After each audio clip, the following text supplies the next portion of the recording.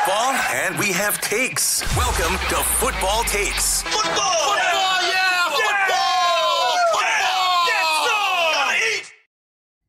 Hello, everyone, and welcome in to the College Football Prop Show. Moving to Score North live here for 6 special bowl episodes beginning tonight. We've been on Twitter Spaces all season long, but moving over to Score for 6 special bowl episodes that you'll be able to see on YouTube. And we're live here, so thank you for all the audience who has joined us.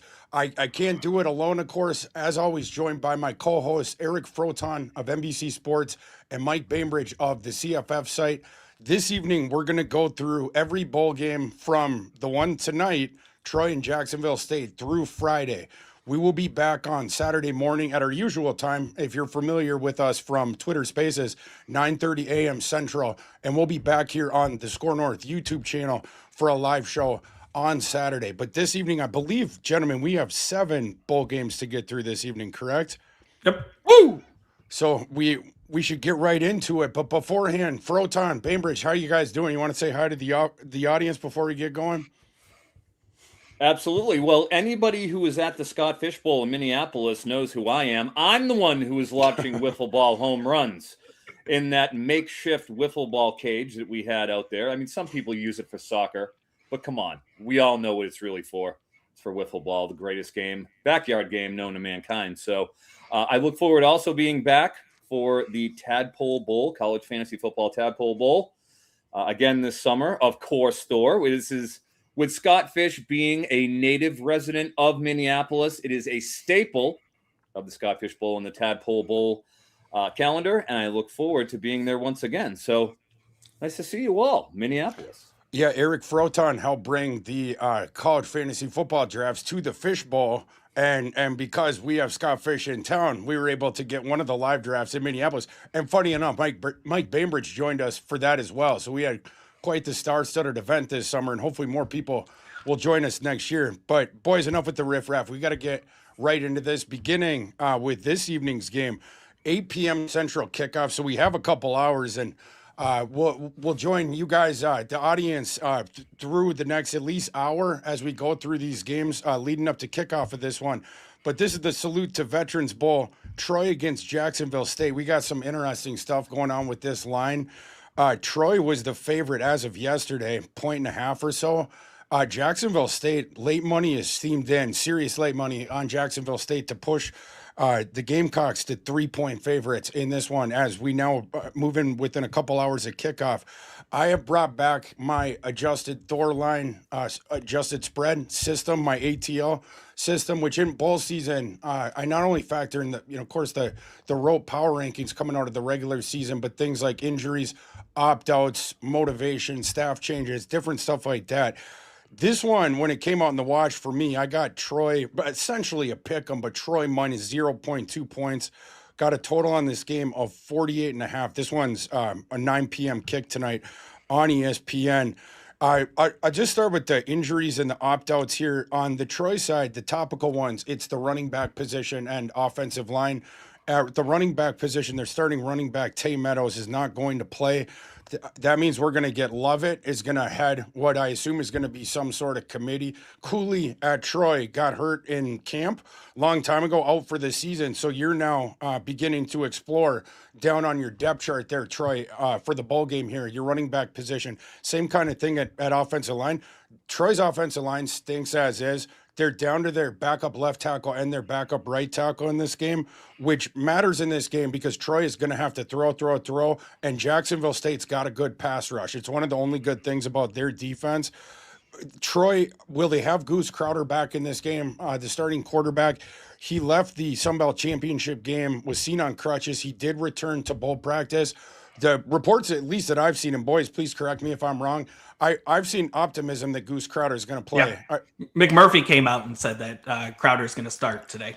If Brett McMurphy says we got an answer there, that thing's official. That's good news for Troy because talking about the pass rush and then a bad Troy offensive line getting worse without both their tackles here.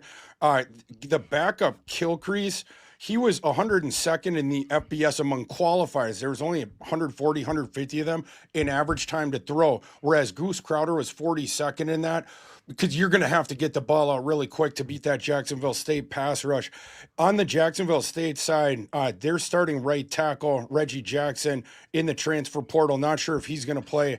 The one injury there that I thought was notable, defensive tackle Juwan Campbell is a starter, and it looks like he could miss this game as well. With that being said, I'll save my handicap for the end. Froton, you wanna kick us off this evening with any player prop looks in this game? Yeah, as far as the marketplace, you mentioned it with the quarterbacks, Tucker Kilcrease and Goose Crowder. Tucker Kilcrease was listed at 225.5 all over the place up until literally late last night, early this morning, where he got wiped everywhere. Now we're seeing Goose Crowder up 197, Hard Rock 207 at both BOL and Bovada. Kind of explains where the market sees it going.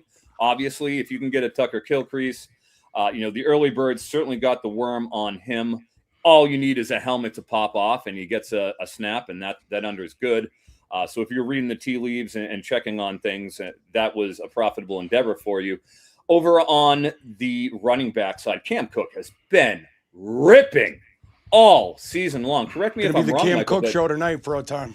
It sure has been. As a college fantasy guy, all three of us, myself and Michael, Cam Cook, I want to say he was legitimate All-American territory in terms of his production. 16 touchdowns, 1,650 yards. I mean, every single week, from week 7 up until the final week, up until Kennesaw in the conference championship, he went over 100 yards every single game. He's listed, I think, 105.5. I think that's probably worth speculative over. Our boy Trilly thinks he goes for almost 200.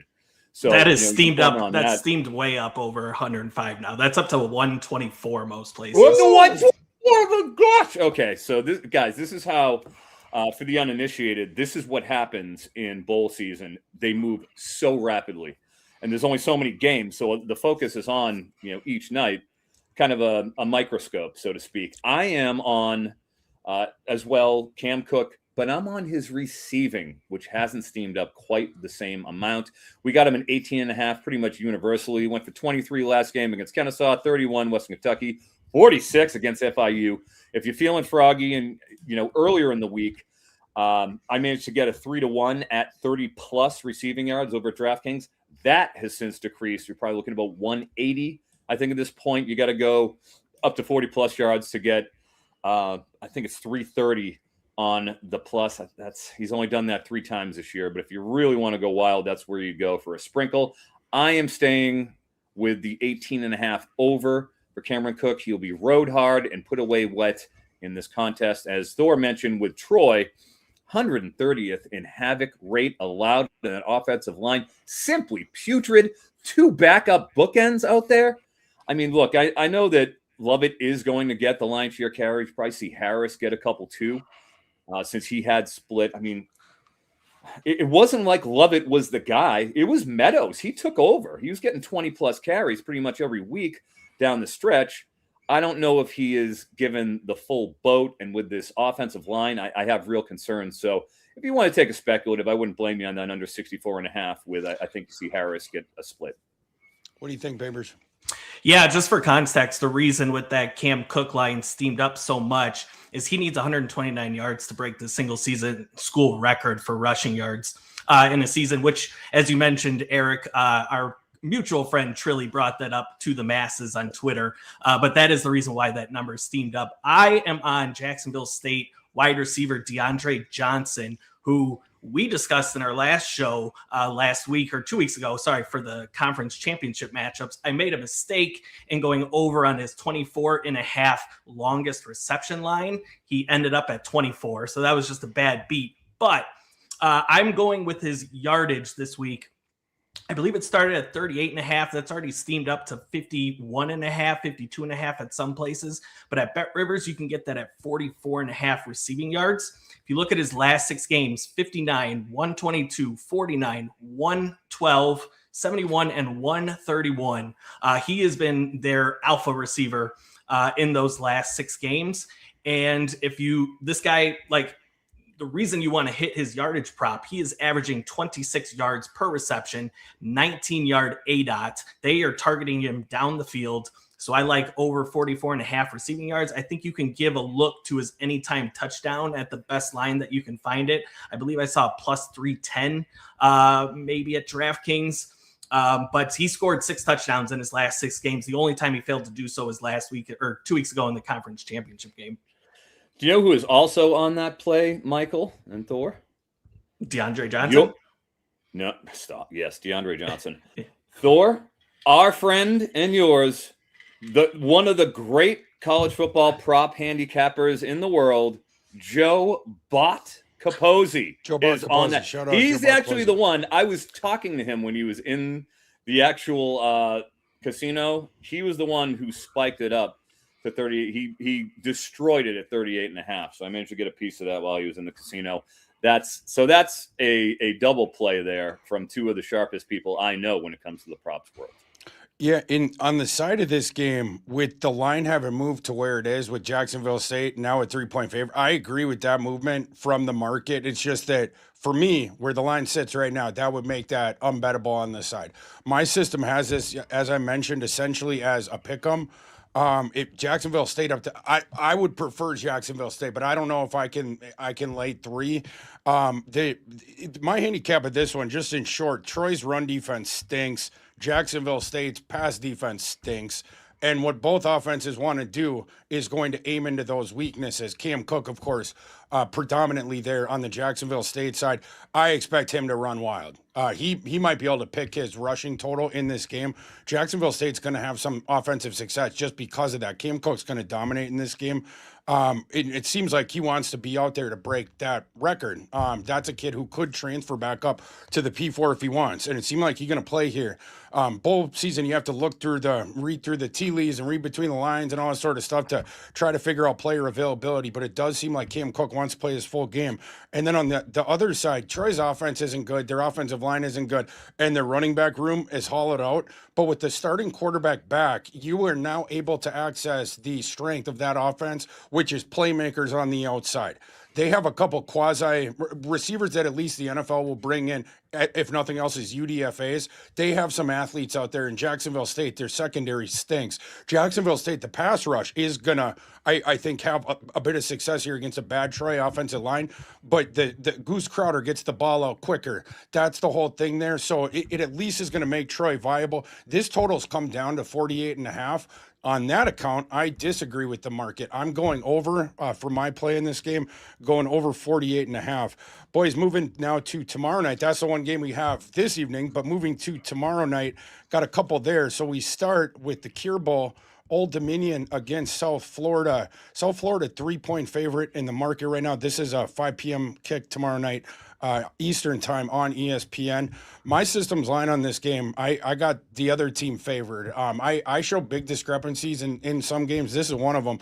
I got Old Dominion minus 1.4. So I think ODU should be favored in this one. Total of this game is 52.5. Getting into the opt-outs, big story here is that both teams are not going to have their star quarterback. So starting with ODU, Colton Joseph is out. He is in the portal, is not going to play in this game. He's already announced that. ODU is going to start their QB2 redshirt freshman Quinn Henicle. He was a 3-star pocket passer coming out, but he's shown more as a runner than as a thrower when we've seen him on the field. Froton, who watched the film of Quinn Henicle, the times that he's been in, he's going to talk a little bit about his game when I kick it to him. But Henicle, I will say in advance of that, he has 19 carries for 206 yards in his career when he's been in. That was just in the Arkansas State game last year in late November when he started in that one. 19 carries for 206 yards. He had a 92-yard touchdown run in that game against Arkansas State. He also got to play most of the game against Virginia Tech earlier that season. So this was September 2024. After both Grant Wilson and Colton Joseph got hurt, I found it interesting that he ripped off a 65-yard run in that game against Virginia Tech. Now, the other 12 carries he had that day, he combined in those 12 carries to have -1 rushing yard, finishing with 64, but still a pretty good game. And ODU wants to run their quarterbacks. They have one in this game that can do it. 380 rushing yards, 7 yards per carry for Heineke in his career. That's with sacks omitted as well. Sack yards shaken out as they do in college. So maybe ODU can run at least a semblance of the offense that we've seen all season. And of course, Ricky Ron and the offensive staff back there for ODU, they will be coaching in this game. They're still there.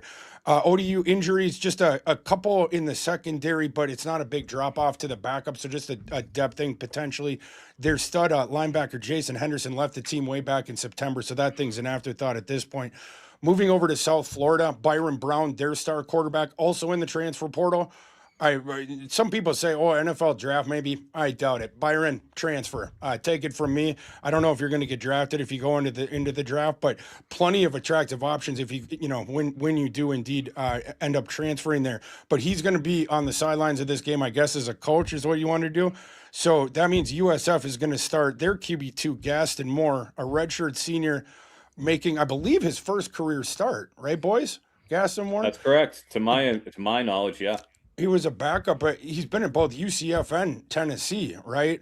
It's interesting. He was a 3-star dual threat coming in, but hasn't shown nearly as much with his legs during his longer career than ODU's backup, the Quinn Hennecke kid, who is the pocket passing guy, but appears to be more athletic than Gaston Moore. How will that manifest in this game where USF wants their quarterback to run? Maybe don't have the athletic quarterback in this game to do it. USF is less healthy as well than the opponent in this game. They have a starting safety, Tavin Ward. He might miss this. He missed the last 2 games. Certainly questionable for this one. One of their top backup cornerbacks, a rotational guy, is super questionable for this game. Their best defensive end missed the finale. Questionable for this game. And then USF uses a 5 wide receiver rotation. Their wide receiver 4 and 5 are both dinged up and might not play in this game. So that could shrink down that rotation for the USF receiving core. I also think it's interesting thinking about the coaching staffs in this one with, it's retained on the one side, but on the USF side, of course, Alex Golish left and his offensive coordinator, Joe Gordon, and a couple offensive assistants outside of that for Auburn. So you have a situation here where USF, basically their whole offensive staff, and head coach on down, but into the offensive staff, are gone. Now your star quarterback that most of the offense drives through in normal conditions, and Byron Brown, he's not playing, and you don't have a backup that plays like him. Right. So you have a mostly defensive makeshift staff. Your staff is constructed now of your defensive assistants. They're going to be the one that are sort of redoing this offense to try to have a guy that has mostly looked like an unathletic pocket passer when we've seen him. I don't really know how that thing's going to work there. The defensive line coach for USF, Kevin Patrick, is the interim head coach. Of course, Brian Hartline is going to take over after this game. With all that, with the table being set like that, Froton, what props do you like in this game? Yeah, you set the table extremely well, by the way. And we'll start with USF and Gaston Moore. I watched both of these quarterbacks extensively over the past couple of days with the attempt of really trying to cap this. And with Moore, you're right. Bigger, kind of bulkier, as opposed to the true dual threat dynamic Byron Brown, who just could beat you every different way. Even when he's dropping back, if he's scrambling, he is just as deadly as he is when he's, running the ball out of structure. Even more so. You have that sort of Jaden Daniels element at an AAC level. Obviously, it'd be the scaled down version of him, but that skill set is what you think of when you think of Byron Brown. When you look at Gaston Moore, as I did, a lot of the throws are pretty structured. They're in blowout sort of territory, and he's going quick, first read within the first 10 yards of scrimmage. Did not have much success when he was going downfield, but thicker, bulky, can pick up the short yardage stuff, but you're not going to see the dynamicism that you did of Byron Brown, kind of a square peg in a round hole. And as you also mentioned, most of Alex Golish's staff is gone. So I wonder, with that rapid pace, they played at the number 1 tempo in the entire country this year in terms of their pace. They want to rip. They want to get down that field fast. Can they do that with Gaston Moore when you're probably better off at more methodical, setting up the play, letting them know what we're getting into, as opposed to trying to rip their way around the field on Old Dominion? Now, we don't have any props for that side of things, so we'll have to hold off until day of the game. Maybe we'll be able to pop something out on Twitter. But with USF's defense, keep in mind, a terrible tackling team, ranked 128th in tackle success rate. And as Thor mentioned, we're going to see some defensive opt-outs. And with Quinn Hennikel, I watched everything that he did, and he is like a carbon copy of Colton Joseph, who will be a Power 4 quarterback next year. It's just a matter of where he's going and how much he's getting paid at this point. But really, a very reasonable facsimile when he was in there. A lot of the RPO stuff that you were seeing, their playbook didn't change at all, even though it was later on in these games. And when he ran, dynamic, and they had Devin Roach out there at 77.5. We pulled Devin Roach, the running back for ODU. He's off the board. They didn't want to give him to us. But we do have one line. We had to go to the touchdown markets on Quinn Hennikel, and myself and Michael have the same play, essentially. For Colton Joseph, in 9 games, he scored a rushing touchdown. Only 3 he didn't. One of them was James Madison, and nobody beat James Madison on the ground this year. So that's not even an indictment on them. That wasn't going to happen. I was drawing dead. But otherwise, I mean, you're watching him get 12 to 20 carries each game down the stretch in the last 6 games. You're getting that kind of volume out of Hennikel. You're looking at defections on USF, coaching staff movement when you have a full stocked. Everybody's there for ODU, as Thor mentioned. Give me Quinn Hennikel minus 118. Pretty much that's what we're paying on props anyways. You give us minus 118 on that, he's going to score a touchdown. Yep. I like that one. Bainbridge, you agree? Yeah, I agree. To add some context onto the Hennikel pick, if you look at Colton Joseph and that ODU offense, so basically their running game is Joseph and then 3 to 4 running backs. And if you look at their red zone carries, 35 rushing attempts for Colton Joseph inside the 20 this season.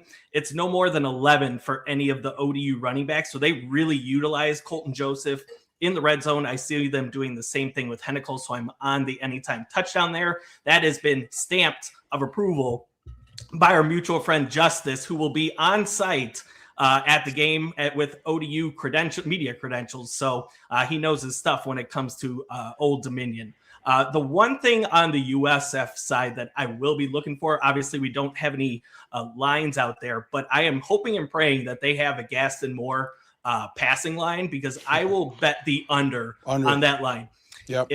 Just bear with me, boys. If you are Brian Hartline, the new USF head coach, who do you want to get a look at? A 5th-year senior who has done nothing in his college career and won't be with the team next year?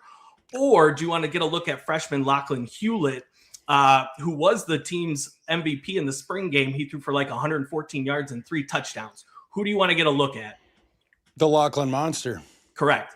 So I think you will see multiple quarterbacks for UCF in this game. And I wouldn't be surprised if Lachlan Hewlett gets the bulk of the playing time in this game. And correct me if I'm wrong, guys, but who is actually calling plays for South Florida in this game? I don't think we know.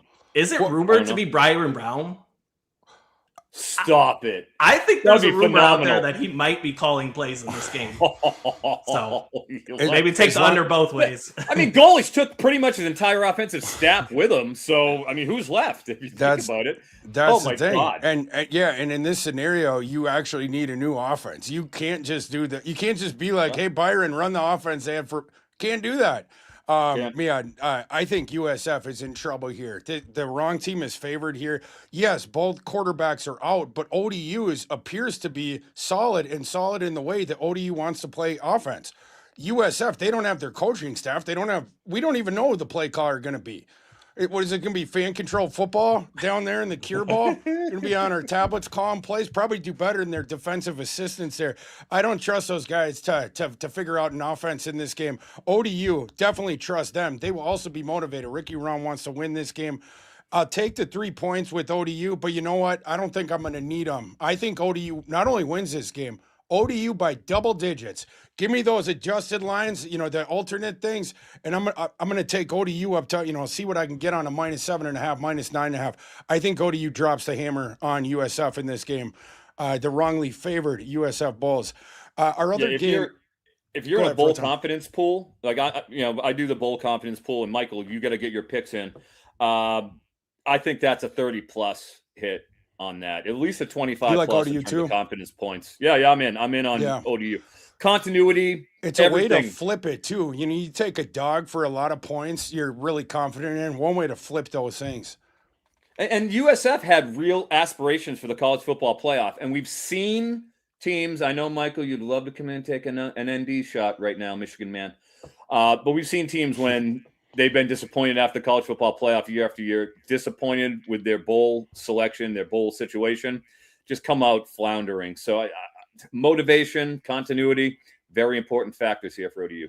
Yeah, Brian Hartline, he was doing the pictures where it's like you got the hat of USF, Ohio State. I'm going to do both. Like I have two jobs. And so he has 1 foot in the door and 1 foot in the college football playoff. The staff that's coaching this game, the defensive staff, all the offensive ones have already abandoned the players. They already have 1 foot out the door. They ain't coming back under that staff. This whole thing's a mess. And Gaston Moore, good luck, my man. I think it's going to be a long night, or in his case, agree with your Reed Bainbridge. I think it's going to be a short night because I think he's going to get the hook for our boy, the Lachlan Monster there. Moving to our other game on Wednesday night. This is the later one, 8:30 p.m. Eastern kickoff on ESPN. The 68 Ventures Bowl in Mobile, Alabama. The reason I'm wearing this hat, Louisiana, a 3-point favorite against Delaware, the first year FBS upstart that gets into this game because we don't have enough qualifying teams. And turned out they could have even been down the pecking order a little bit with all the opt-outs, with the bowl games, everything like that. My line on this game is Louisiana minus 1.4. We got a total that has been rapidly rising here. We're at 61.5 right now on this one. The one thing to keep an eye on here, I find it funny that Louisiana's head coach is, he's 1-3 straight up in bowl games, but the one that he won, that was with Napier's players, when he took over when Napier left before the bowl game for the Florida job. That's the one bowl game DeSormo has won. The last 3, they have all lost. The last 2 was by a combined score of 65-6. DeSormo with his own players does not appear to be very good in bowl season. The Louisiana injury opt-out situation, really just one thing to talk about. That's their starting left tackle, Bryant Williams, is in the portal. He is not going to play. So the offensive line down a little bit for Louisiana. On the Delaware side, running back Joe Silver, they do a little platoon thing, pass-heavy offense, but they platoon a couple different running backs, is banged up. I do believe that he is going to play from what I was seeing. Then a wide receiver, Jakari Kelly, who missed the finale. He is a part of a 7-man rotation in Delaware. The top 2 guys they care about. The other 5, they really don't. It's their hockey lines, rotations in there for Delaware. I'm sorry if Jakari Kelly's family is listening, but if he misses this game, I don't think they're going to miss him. It'll just go down to a 6-man rotation of analogous wide receivers. Delaware is also without their blocking tight end. Don't use them much. They don't like to run. And then Dylan Traynor, a linebacker. They have 3 solid linebackers without him. That's more of a depth thing. Boys, I'll lead off with my handicap of this one because I did it on Thor's Hammers show on Thursday. That's also on the Football Takes channel where we give our best bets for the week because this is one of mine. I love Delaware in this game. I do not believe that Delaware should be the underdog. My system apparently disagrees with me, but I love the matchup here for Delaware. Playing in their first bowl game, like I mentioned, first year in the FBS, super duper pass heavy offense. Nick Minakushi, 32 total touchdowns. They do a lot of the quick hitting right after the snap kind of passes to set up deep shots. They're really funny. It's bushels of the short pass. They never throw intermediate, and then it's when they got you the numbers advantage, they'll try to throw it over your head, and it works out pretty good because Delaware has a good offensive line, at least pass protection, top 25 in both pressures allowed and blown block percentage. So Delaware's got a good offensive line. If you can't slow their passing attack, Delaware's going to score on you all game long. They're just going to march up and down the field. Here's Louisiana's defense, 117th SP plus, 129th havoc rate. So they don't get into the backfield. They're not going to in this game against that offensive line. Terrible pass defense for Louisiana. They've allowed 310 plus passing yards in 2 of the last 3. That pass defense ranks 103rd success rate, 126th completion rate allowed. and the poor pass pressure rate, like I mentioned. Louisiana's offense, super run heavy. You don't really have to guess with it because they just use Lunch Winfield to run a whole bunch. And then, like, the running backs off that, they're not good at passing. You get them into third and longs, you got them cooked. And they need explosive runs to score points because they stink in the red zone as well. Delaware, their run defense, top 25 in both success rate and stuff rate. The overall defense is number 44 in tackle success rate as well for Delaware, which matters here. The Blue Hens do give up some explosive runs. In fact, they're 120th yards per carry when you take out the sack yardage. So they do give up long runs. I do think Louisiana is going to hit a couple dingers on the ground here, but I also think Delaware is going to force them to punt, whereas I have a hard time seeing Louisiana's defense, how they're going to do that to the Delaware passing offense, because, again, the passing defense stinks there. The Delaware passing overs, and obviously you guys are about to talk about them. I'm going to be with you on any Delaware passing game over. Nick Minicucci, the Delaware quarterback, he's gone over 300 passing yards for the last 5. Only one he didn't was against Wake Forest. Last thing, Louisiana, Paper Tiger. They did win their last 4 to get to 6-6. They started 2-6. They won their last 4. Bunch of fluky close wins in there. And Louisiana, in the aggregate, finishes with 3.7 second-order wins. One of the worst from any bowl team that we have. That's 2.3 wins less than it's a fluky luck for Louisiana. I don't buy Louisiana. I think Delaware is a better team. I think they're the more motivated team. And I know Michael DeSormo stinks in bowl season. Give me the Blue Hens.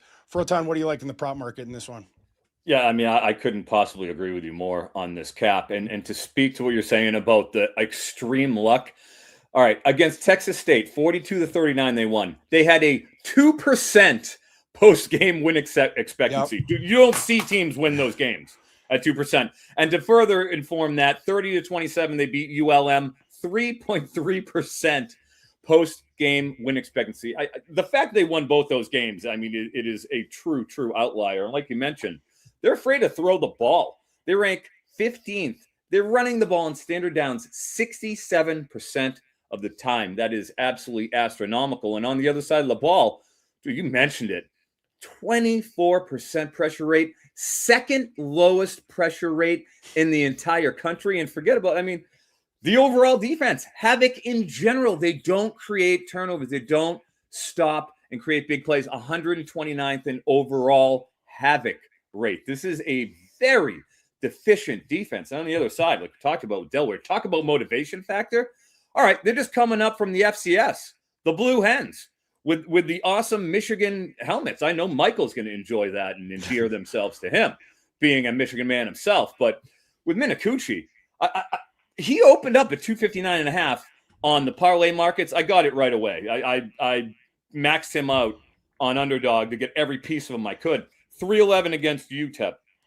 Only reason why we're at 259 is because he went for 140 against Wake Forest. Anybody who knows Wake Forest defense was incredible this season. Couldn't move the ball worth a damn at all, but that defense was awesome. They were playing slow. Like, there's no shame in throwing for $140 against them.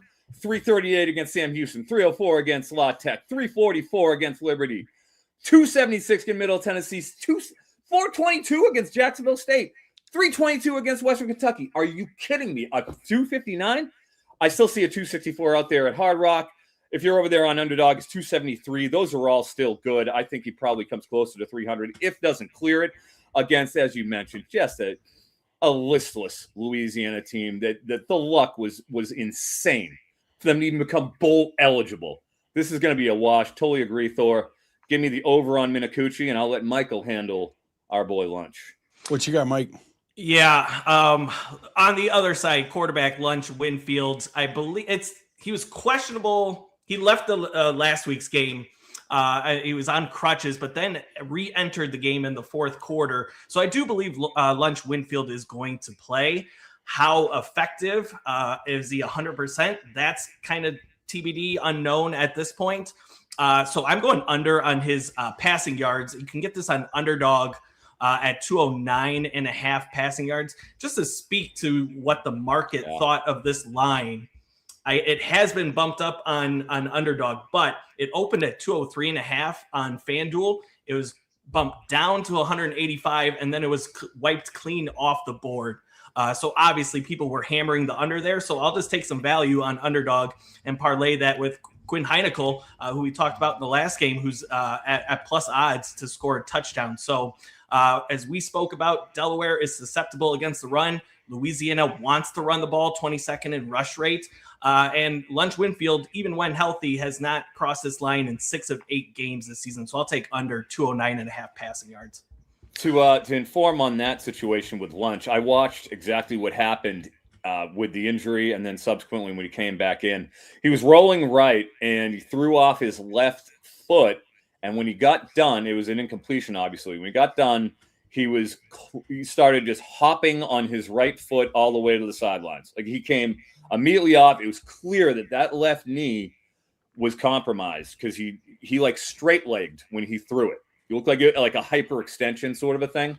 Did not play the entire fourth quarter. Only reason why he came in overtime, where there was a short yardage situation at the goal line, and they gave him the ball because you're not going to give it to Walker Howard to try to do a sneak.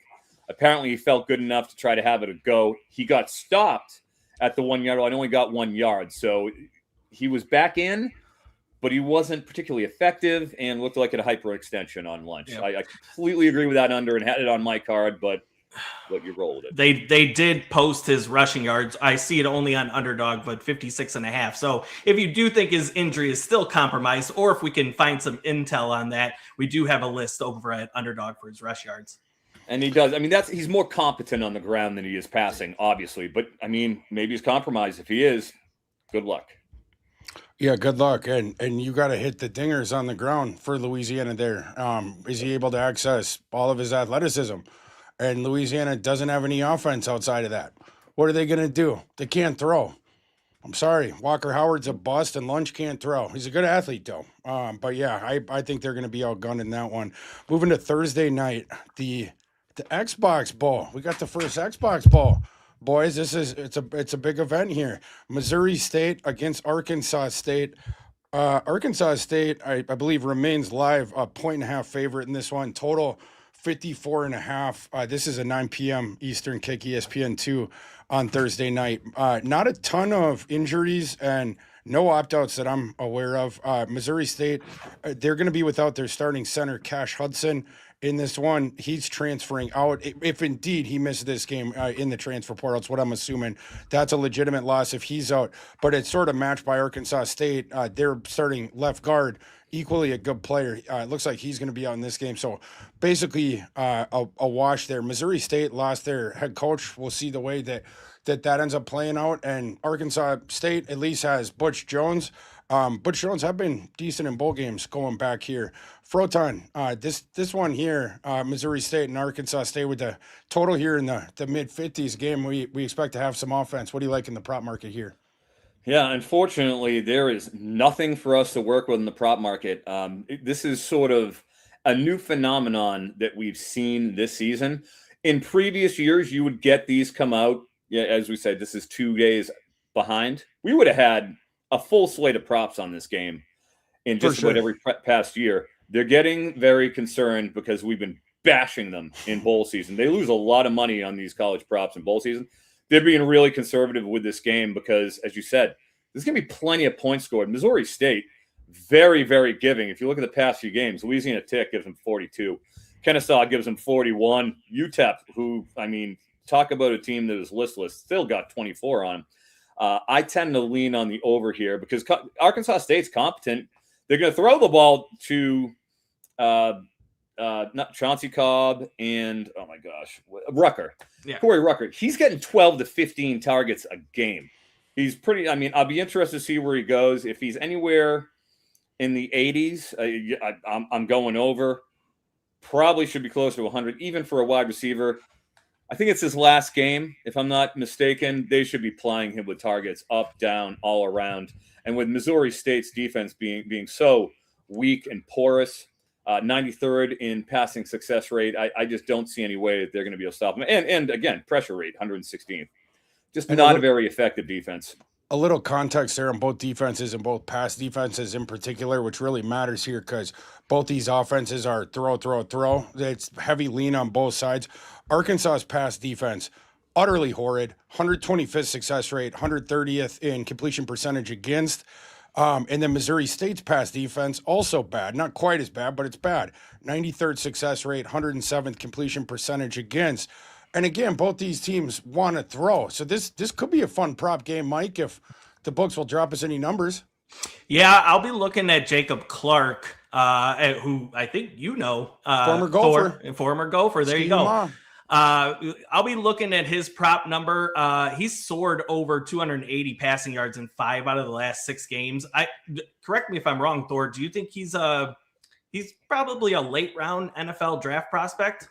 He's going to get a look. Yeah. He got a shot to go at the end of day 3. I think more probably he has some competition as a UDFA, but either way, he's getting a contract. He'll get a shot. Yeah, so I just kind of like the storyline factor here. He's playing well. He scored or passed for 2 touchdowns in each of the last 5 games. This is his last hurrah with Missouri State, who's playing in their first bowl game. So I think motivation for the NFL draft, potentially his last final game. I believe looking for some overs and maybe some ladder opportunities with his passing yards. Yeah, for me, my line on this one is Missouri State minus 0.2. So I'm right around pick'em. I would lean Missouri State on the side if I was forced, but luckily I'm not forced. So I think the better bet here is the over. Because again, you have 2 atrocious pass defenses, and then you have 2 offenses that want to throw that for the G5 are pretty solid passing offenses. So I think the ball's going to be up in the air, and I think there's going to be yardage gain all evening long because of that. You also, like Rayner, Rayner's got really good receivers, but that guy pretty wonky with the decisions, turns the ball over. You have a shot to flip the field on Rayner and run stuff back, but they're also explosive. So this thing, with that number 54.5, I'm happy to go over the 54.5. Moving into our... Will you be putting a Carson Beck interception alert on Jalen Rayner? Is that what you're alluding to? I'm going to drop an interception bounty on Jalen Rayner. We go. Yeah. I knew it. Wherever that thing drops, I'm tossing that thing in the ticket. So we're definitely going to see a Jalen Rayner interception. Butch Jones wouldn't have it getting out of that game without one. So, yeah. And the Jacob Clark overs, those will be my 2 props there in addition to the over. Boys, moving into Friday, got 3 bowl games there, right? 3? And then we're out of here. Yeah, we got 3. So beginning Myrtle Beach Bowl, we have Kennesaw State and Western Michigan. This line stayed pretty static at Western Michigan by 3.5. Total on this game 49.5. That was beginning to toggle down. Maybe we're at 48.5 on that right now with that total. But this is the first kickoff we have on Friday, a 10 a.m. Central kick. Love it when it's the hour early on ESPN here. Just some quick injury news here. Kennesaw State fairly healthy at every position except linebacker. They do have a couple injuries in that position group. Garland Benyard out for the year is one of them. They have one of their other guys that gets quasi-starter snaps is also out. Kennesaw State did get good news in the secondary, so should be close to full strength there. Western Michigan on their side, no injuries for Western Michigan of note. They do have a potential opt-out in, is it Nadeem Tucker, the team's best defender, defensive end. I was looking and I couldn't find definitively. There's some that list him as out, some that list him as questionable, might opt out, but I did not see any news reports on that one, but that one actually matters because that guy is extremely disruptive. Just my quick handicap on this game. My system, it leans Kennesaw. My line on this game is Western Michigan minus 0.7, so under a point, basically a pick 'em in a game where Western Michigan is laying 3.5. But I hate this matchup for Kennesaw. So even though I'm showing some line value on them, I'm having a hard time pulling the trigger on the side. Kennesaw State, they finished 10-3. Feel good story with Jerry Mack, the first-year coach. They overachieve expectations, but finished with 7.7 second-order wins. So we're a bit lucky to get to that 10-3. Western Michigan finished 9-4, but they had more second order wins than Kennesaw. They had 8.2, so half a second order win more against the harder strength of schedule for Western Michigan. Western Michigan's offense extremely, extremely run heavy. They're one of the 10 most run heavy teams in the nation, and it's vanilla. It's boring. They're happy to just carve out the efficiency all game long. It's like watching paint dry, and then they're happy to punt it back to you if the game script's there. They just want to grind on you. They might be able to move the ball here a bit against Kennesaw, though, because Kennesaw State's run defense is not good, and their linebacker core, as mentioned, is not full strength at Kennesaw. Kennesaw's offense, on the other hand, they are run heavy, not nearly as run heavy as Western Michigan, but they do lean towards the run. But the way that Kennesaw moves the ball is explosive passes, which have been really good at generating this year. The problem for them in this game is that Western Michigan has one of the G5's best pass defenses, and they don't give up explosive passes at all. And so if Kennesaw can't generate any explosive plays through the air, you just have their super duper mediocre running attack. And Western Michigan's defense is a lot better than theirs. I think the luck runs out for Kennesaw in this game, probably. But again, my system is it by the field goal. I'm not going to touch that. I think the better play here is the under. 49.5, 48.5, whatever. I'm happy with it. I'll take the under. I feel pretty good about this one. This is going to be a game you're not going to see many pass yards at all. You're going to see the clock running the entire time as Kennesaw realizes they can't get any downfield throws in this one, so they're going to stick to the ground. It's all Western Michigan does, and they're not going to face any resistance. That Kennesaw run defense. Kennesaw is not good in the red zone either, so when their explosive plays go away, you're kind of out of luck, even if you are able to generate the ball down the field with the runs, which again, that's going to keep the clock running. Western Michigan wants to deflate the ball in every single game they play, and this is a game script that sets up for that. So I'm going to take the under in this one. Froton, any thoughts on the prop market of the Myrtle Beach Bowl? Yeah, keep in mind Western Michigan, they started out the year 0-3 against two Big Ten teams and a North Texas team that was on the cusp of the CFP playoff. And almost beat North Texas. Oh, yeah, they were right there, 30-33. Yeah. You were right there with them. And then they proceeded to go 8-1 with the lone loss coming to Miami, Ohio, which they avenged in the MAC championship game. And by avenged, I mean steamrolled Miami, Ohio. You talk about watching paint dry. It was a pleasure watching them exert their will upon Miami, Ohio. They could do not for Chuck nothing. Nothing. Yeah, well, you got chucked right out of the stadium right there. But yeah, it was a pleasure watching that game. I know it was ugly. I know it was the new age of the MAC where we used to get the shootouts out of the MAC. We don't get those anymore. But God, the way they imposed their will and just leaned on that team, it was really impressive. And their pass rush, 5th nationally in sacks per dropback, 3rd nationally in sacks per pressure. I mean, this Western Michigan, you don't want to throw the ball against them. Yeah. They're coming for you if you throw the ball. And you look at Amari Odom, he's at 225.5 over there, Kennesaw. In this kind of a script that we're going to be following, where Western Michigan runs the ball 71% of times on standard downs, that's astronomical. I mean, that's 15% more than national average. I think you see much of the same. I think you see Western Michigan with their great defense, and their identity is clear. They run the ball down your throat. They don't do is throw the ball. Hardly at all, frankly. Yeah. This is basically almost a service academy-esque sort of an offense. I'm looking at the tight end Blake Bosma. I'm going under on his 12.5 receiving yards. That is a number that he has gone over just one time in the last 7 games. And the reason why is he's a tight end, right? But they don't just have him at tight end. Oh, no. They have 2 very talented tight ends behind him. Michael Brescia has got 12 of 14 looks for 118 yards and 2 touchdowns. Bosma has 0 touchdowns. But they also have Cade Connolly. All 8 of his targets he's caught also has a touchdown there. So they actually divvy up the work with the in-line alignments when they're going out there with 2 tight end sets. So there's no guarantee that he's even going to get that sort of a work. Yeah, maybe he'll get a pass, which is pretty much what he's been getting. But in this sort of a script against a Kennesaw team where they can impose their will, yeah, he probably gets a shot. But I think it's more likely than not that he's going under his 12.5 receiving yardage total. Got anything here, Bainbridge? Yeah, I like what you guys are saying with Kennesaw State not unlikely to be able to find a lot of success throwing the ball, because I am on over 54.5 rushing yards for Kennesaw State running back Coleman Bennett. He had a really strong close to the year, 92 yards against Liberty, 82 yards on 17 carries versus Jacksonville State in that conference title game. Western Michigan, 110th nationally in explosive run plays allowed. And we've seen heavy usage for Coleman Bennett in the passing game as well. So I did kind of give that 2.5 receptions prop a look. He's caught 15 passes, 15 of his 25 passes in the last 4 games alone.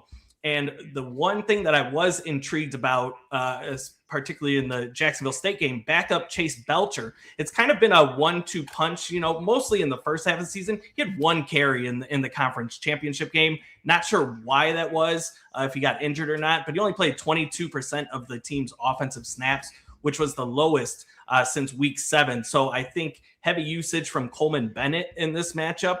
The other thing that I will be looking for, I have not seen confirmation, but if you guys watch that Conference USA title game, the wide receiver 1 for Kennesaw State, Gabriel Benyard, he got blasted and knocked out of the game. I believe he has a concussion or had a concussion, but there's no injury status update for him. If he is out, potentially, I'll be looking at some of those wide receiver props for Kennesaw State. Moving to our next game on Friday. This is a Gasparilla Bowl, Memphis against NC State. Memphis, line of switch here has been moving here past 24 hours. NC State was -6 yesterday. It's now down to 4.5. Total on this game of 58.5. This is an afternoon game on Friday. The injuries and opt-outs in this one, on the Memphis side, their starting right tackle, Travis Burke, is likely out. He is one of the G5's best offensive tackles, so that one matters for Memphis. Only other thing outside of that was just some secondary depth pieces, so Memphis pretty intact outside of that. No opt-outs that I was aware of yet. I always have to keep an eye on that leading up to kickoff, especially with a team where their staff or the head coach has walked out the door, as Ryan Silverfield did when he went to Arkansas. Defensive back coach Reggie Howard is the interim head coach in this game. Charles Huff, he has left another job to take this one, so he will be taking over the reins at Memphis after this game. And then moving to NC State, they will have the head coaching experience edge by quite a bit in this one. This is going to be Dave Doran's 10th bowl game. Dave Doran, though, only 3-6 in bowl games, and the Wolfpack have not won a bowl game since, you ready for this? 2017. It's been a while. Dave Doran, he's acting like they're, super invested in this game and stuff like that. He said that in the past, though. I'll believe it when I see it, Dave. There's some head coaches, I'll talk about this in maybe the next episode when we get to him, the Georgia Southern one. I told a friend, if I ever tell you that I bet on Clay Helton again in a bowl game, come to Minneapolis, knock on my door, slap me in the face, and then fly back, and I'll pay for your plane ticket. There's some coaches that do not view bowls as opportunity to get another win. They just view it as a vacation, a reward. Holgerson was another one like that. Dave Doran appears to be like that. We'll see. And if what he's saying is indicative of something else, but I'll believe it when I see it. The opt-out news with NC State, we're still waiting on it. CJ Bailey, the quarterback, did say that he will play, so he's going to start. But you're on watch for guys like their tight end Justin Jolly, Hollywood Smothers, their left tackle Peak, a couple defenders, NFL draft guys as well. Only sort of confirmed notable thing out for NC State on the injury front, starting cornerback Jamel Johnson is likely out in this game. Boys, my system showing, this is another one I'm showing a lot of value on a side where my system believes the wrong team is favored. I have Memphis minus 1.1 points in this game, and I do like Memphis, and I agree with the market movement of this line. When I first saw that it was 6, diving deeper here earlier this week, I was very surprised that this line was at 6. You start looking at, where the rosters are at, and Memphis being more or less intact from a roster standpoint. Ryan Silverfield, I don't respect him as a head coach. I've said this for years. I don't care that they've lost him in this game. The guy's the opposite of a tactician.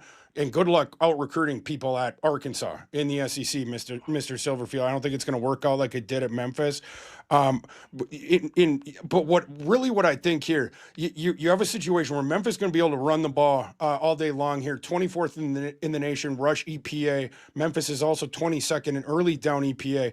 NC State, you can grind them on the ground like that all day long. 53rd in rush EPA, NC State run defense, and 83rd in early down EPA. I do think NC State will be able to throw, though, on the other side of the field when they get the ball. NC State, they have weapons on the outside. Bailey says he's going to play, and Memphis's pass defense is horrible. So because of that, I think this thing's going to be a shootout. I will take Memphis. I lean towards the over as well. But my favorite bet in this one, with that total being up just south of 60, is taking the points with the underdog, an underdog that I think is live, and I think Memphis is going to win this game. Froton, what do you see in the prop market here? Yeah, you're right about that NC State defense. I mean, decent against the run, 27th in rushing success rate allowed. That's pretty good, 38%. But God, their pass D and their pass rush is pitiful. I mean, they got exposed all year long. 118th yards per drop back, 107th first downs per completion. Just terrible. And then the pass rush, they couldn't do anything. 125th in sacks per drop back for NC State. Look, NC State has a rich history of pretty awesome defenses. Guys like Aleem McNeil, things of that nature. Peyton, it was Peyton, the linebacker was awesome. Wilson. Yeah. Peyton Wilson, thank you. Excuse me. I mean, just incredible. And teams know what they can do against them. 131st in standard down run rate against. Teams are throwing all day, every day against this team. And with Memphis, keep in mind, they're running a 3-man running back rotation right now. It was Greg DeWuzier, which is, I mean, I don't know how you get DeWuzier out of DESROISIERS. I don't know, but so I've been misspeaking it all season long. It's DeWuzier. Like every time I hear the color guys say that, I'm just like, what is it? 2-year-old pronouncing this name? I don't understand. Maybe he's Cajun, the French pronunciation. But anyways. He was the clear bell cow in the early portion of the season, but when Sutton Smith got healthy, Frank Peasant, Middle Tennessee State transfer, he's been more effective, and he's pretty good with the passing. This has been a straight up, right down the middle split. 3 ways. If you look at Navy, their last game, 8 snaps for Peasant, 8 snaps for Sutton, 8 snaps for DeRuzier. He has gone under his 41.5 rushing yards line in 4 of the last 5 games, going up against the NC State team where the clear weakness that is the pass defense, with teams clearly preferring to attack that soft secondary. I don't see a reason why Memphis would change that sort of approach. And with a 3-way split, I'm going to go under on DeWuzier, whatever he's called, at 41.5 rushing yards. What do you think, Bainbridge? Yeah, just as an aside, I wrote this game up for DFS purposes, and just speaking to that Memphis backfield, when you think you got it pegged that it's going to be one guy, it's going to be the next guy. And when you think it's going to be that guy, it's going to be the next guy. It is a 3-way split, 33% even all 3 ways. So I do like that. I'm going with the running back on the other side with NC State. Hollywood Smothers was not the same the last 3 weeks after that injury that he suffered in the second half of the season. Just 114 combined rushing yards over the last 3 games, and he's listed over at Bet365 at 92.5 rush yards. Eric, what do we call a potential pro prospect who could be looking at other destinations? Maybe he's not playing the entire game. What is that term? Michael, that would be termed a soft out. Not an opt-out, a soft out. Correct. And that is good for unders. That is very good for unders, and I think this is a prime candidate here. I don't know that Hollywood Smothers is going to be with NC State in 2026, whether he's a third-year sophomore, so he could potentially go to the NFL. I don't know that he takes that route, but I do know for a fact that teams, maybe Miami, are going to be throwing a bag at CJ Bailey, potentially throwing a bag at Hollywood Smothers too. So I don't know that they're going to be with the team in 2026. They could look at some backups, maybe the freshman there who played well when Hollywood Smothers was injured earlier in the year. So I do like the under there for Hollywood Smothers. And The one that I will be looking for as well is an aside. I haven't seen it listed out there, but if you guys have watched the last few games for NC State, backup quarterback Will Wilson, he is a big boy. He is coming in and he is stealing carries in the red zone, taking CJ Bailey off the field. So I'll be looking to see if he's got an anytime touchdown line. I do know he's got 8 red zone carries in the last 2 games alone. So that is somebody, if they list him as an anytime touchdown, Will Wilson, I'll be looking at that line. And our last game on the docket for today is the first college football playoff game of this season. The one we have on Friday. This is a Friday night kickoff, 8 p.m. Eastern on ABC on Friday night. And, of course, we're going to be back at our usual time for folks that have been with us all season on Twitter Spaces. We're going to be back at the same time, 9:30 a.m. Central on Saturday morning for the second edition of our Bowl Extravaganza here on Score North, where we're talking about the 3 other CFP Round 1 games and then a couple other early week bowl games in that episode. But, boys, we got this last one to talk about Alabama and Oklahoma. Alabama traveling to Oklahoma, of course, for this first round game. Alabama, a 1.5 favorite in the market right now. Have a total on this game of 40.5. Injuries. We're still waiting for some official news on the Alabama side for the prop markets, ones that matter for status updates on Jam Miller, Josh Cuevas, the tight end, Jam Miller, of course, the running back. Big one on Oklahoma side on the status monitor watch. R. Mason Thomas, their stud edge rusher, that's looking ahead to the NFL draft, missed the last couple games. We are getting optimistic signs about his potential availability in this one. Oklahoma has a couple offensive line injuries as well. And then LT Overton on the Alabama side, a good edge rusher in his own right, his status as well. Froton, I'll kick it to you first for prop thoughts on Alabama and Oklahoma. Yeah, absolutely. And I'll tell you, our sponsor for this year, all year long, has been the Better Vision app. And I got to tell you, it was invaluable here. You can see it right here. You get everything, including a very important thing you don't get on most of them, which is the alt lines. It's been extremely helpful because it's really been a problem trying to get those, especially from an app. I haven't found any app so far that allows you to get these props on your phone. You usually have to go to the desktop for these bigger ones. It's been extremely helpful to me. When it comes to this, Michael, get your finger on the mouse, sir. It's I got you. Thank you. Mike, me and Bainbridge talked about this pregame because we wanted to make sure we preserved the line and we didn't bet it. So all of us, all right, go to the Alabama rushing section right now. If you have FanDuel, we're all going to do this together. This is going to be a family bet, okay, everybody? I hope you're there. Alabama rushing props, FanDuel. Ty Simpson is listed at 4.5 rushing yards. Oh, look, I have a mea culpa on this one, okay? Last week, I was like, hey, maybe he can go and clear that 7.5 against, Georgia. A absolutely horrific decision on my part. I want to apologize to everybody, but I want to make up for it here. You're going to give us a positive line on Ty Simpson? Dude, anybody who watched the SEC Championship knows we were drawing dead out of the gate on that. He wasn't able to do anything. And now you're going up against Oklahoma, where we probably get R. Mason Thomas back along with Taylor Wine on the edge. They have been snuffing out every run game in their wake. And even more so, they're arguably the most potent defense when it comes to creating defensive line havoc and sacks. I mean, second in pressure rate. Like I said, 2 absolute monsters on the edge. You aren't running on Oklahoma. We even got a 38.5 right now on Pajama Jammy Jam Miller over there on Underdog. I mean, good luck on that as well. Daniel Hill was our best bet last week, Michael, and was extremely profitable. Give me that 4.5 yards under on Ty Simpson. He's already at 1.5 on some of the other markets. He's at 2.5 on Underdog already. Bless you, FanDuel, for your 4.5. Let's get him. I even went and wore it in the special one. Here is my autograph for Ty Simpson. His green Bowman University auto, number to 99.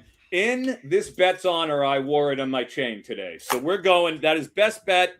Watch him go into negative territory on Ty Simpson. Let's get it, boys. There you have it. Bainbridge, what for you in this one? Yeah, Eric, you'll be a big Texas Tech basketball fans tonight. Tough act to Oh, follow. we did a parlay. Yeah. Mike, explain to everybody why we have to do that. Well, we are obviously with the success that we had. Yeah. With the success that we had this season, we were obviously limited at certain places, and where that line was, we were definitely limited to get some extra juice. We paired that with Texas Tech money line, which was minus 10,000. So we will be watching intently the Texas Tech basketball game tonight. They were up 2-0 last that I saw. Up 2-0. We're looking good so far, everybody. We're looking great. So if you need a little trick, we're always there looking out for you. All right. Anything for you, Bainbridge, in this game? Yeah, I'm going to take a small play on Isaiah Satania, the Oklahoma wide receiver, over 4.5 receptions. We at the CFF site, we have him projected at 5.5 receptions. He is 2 targets away from 100 on the year. He's a legitimate alpha for that Oklahoma offense. He had 4 receptions in a game in the last matchup when Oklahoma was ahead for 3/4 of that game. So I do like him going over 4.5 receptions there. A couple of injury notes that I will be watching out for. Obviously, that Jam Miller 38.5 rushing line. I did see that he was in practice today. He was running first team offense in drills today. So that's one to watch. I still kind of like the under there because Daniel Hill has been the better running back there. And then on the Oklahoma side, I don't think either side is going to be able to run the ball with much effectiveness. But Xavier Robinson is out there 36.5. This is not a play that I have made yet, but it is interesting that both he and Torrey Blaylock, neither of which are healthy at the moment, or not 100% healthy. They're both going to play. But did you guys see that Javante Barnes was in full pads during practice this week as well? So maybe we see, finally, right? Maybe we see a 3-headed backfield there for Oklahoma, splitting carries with John Mateer. So again, not a play, but just something to watch out for leading up to the game. We see real inconsistency in terms of that backfield usage. Like, it's been a week-to-week thing in a lot of cases where we really don't know who's going to end up being that bell cow. Sure, Xavier Robinson has kind of been that guy over the last couple of games, but it's been extremely variable. And with Barnes in that market, fade uncertainty. That's the general rule of thumb, even in the playoff. And great job, everybody. He's down to 2.5 on FanDuel. Great job. Go Texas Tech. Go Texas Tech. Go Texas Tech. Let's get as much as we can. I've held off my cold for most of the night, and it appears that it's going to sneak up on me here at the end. So I'll keep this one short. I like Oklahoma in this game. I think Oklahoma should be favored. My system believes Oklahoma should be favored. I got Oklahoma minus 2.9. I think Oklahoma's the better team. Alabama's got poor special teams. Alabama, they can't run the ball, as these guys were mentioning. Neither can Oklahoma. But Alabama, you got to go only through the air here. Ty Simpson, we've seen his game depreciate down the stretch. Ryan Williams appears to be banged up. That receiving core, the passing game just has not been as explosive for Alabama. They don't have any other recourse here, and they're on the road. I don't see how this game plays out any different than the previous one, which was in Tuscaloosa, which Oklahoma also won. So I don't really understand why Alabama's favored in this one. Happy to take the underdog in this one. Boomer Sooner. Boys, unless you got anything else, I think that's all the time we have for tonight. Appreciate everyone who stopped in and joined us in our first Bowl Extravaganza episode on Score North. If you would, for us, subscribe to the channel. We would appreciate that. And remember to come back to this and channel. Like us. 9:30. Give us a like too. Tell Froton you liked his. He likes now. Yeah.